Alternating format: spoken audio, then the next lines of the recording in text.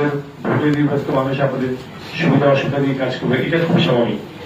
আমার উপস্থিতিটা কিছুটা অস্বাভাবিক, কিন্তু অস্বাভাবিক প্রেক্ষাপটে আমি আপনাদের সামনে স্বাভাবিক কার্যক্রমটা দৈনন্দিন কাজটা চালিয়ে যাওয়ার জন্য আপনাদের সামনে আমার উপস্থিতি। তো সেই এমনি প্রেক্ষাপটে আমি যাতে করে আপনাদের সঙ্গে কাজ করতে পারি সেই সাহায্য এবং সহযোগিতা কামনা করি। আমি দুইটি কথা আপনাদের সামনে তুলে ধরতে চাই। এই প্রতিষ্ঠানটি 2011-12 সালের দিকে সৃষ্টি হয় সদর পৌরসভা এবং দক্ষিণ পৌরসভা একত্রিত হয়ে। আপনারা শুনলে অবাক হবেন যে এই দীর্ঘ প্রায় 12-14 বছরে এই প্রতিষ্ঠানটি একত্রিত হলেও আমি কথাগুলি কাউকে দোষ দেওয়ার জন্য বলছি না, আমি বাস্তবতাটা আপনাদের সামনে বোঝবার জন্য তুলে ধরছি।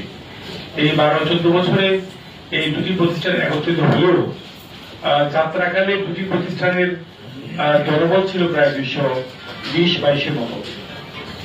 সেই জনবল অবসর এবং মৃত্যুজনিত কারণে বর্তমানে 70-এর নিচে সংখ্যা এসে দাঁড়িয়েছে, 67। অথচ জনগণ বেড়েছে, চাহিদার বহুমাত্রিকতা বেড়েছে। 220 জন নিয়ে যে সেবাটা স্বাভাবিক ছিল আজ থেকে 12-14 বছর আগে, 14 বছর পরে এই জনবলের সংখ্যা দাঁড়িয়েছে 67 জন। আপনারা অনুমান করেন যে কিভাবে এই সেবা দেওয়া সম্ভব। অথচ আপনাদের ট্যাক্সের পরিমাণ বেড়েছে, নগরে ট্যাক্সের হার বেড়েছে, জনবল বেড়েছে, গাড়ি ঘোড়া বেড়েছে, ফলে তদারকি এবং আপনাদের সেবার মাত্রা এবং সেবার চাহিদা বেড়েছে।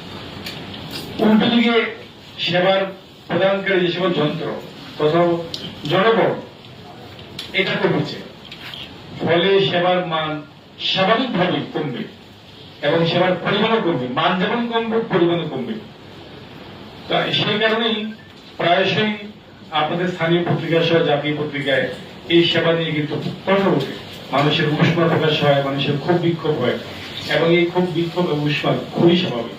কারণ এই প্রতিষ্ঠানের ম্যান্ডেট হল আপনাদের কথাগুলি শোনা এবং আপনাদের চাহিদা মিট আপ করা এবং সে অনুযায়ী ব্যবস্থা নেওয়া।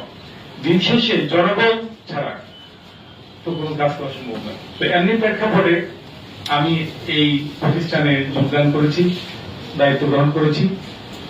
আমি যেটা বলতে চাই যে আমরা ইতিমধ্যে আপনারা শুনতে খুশি হবেন যে স্থানীয় সরকার বিভাগে 279 জনের একটা জনবল অনুমোদিত হয়েছে, যেটা চূড়ান্ত রূপ এখনো হয়নি।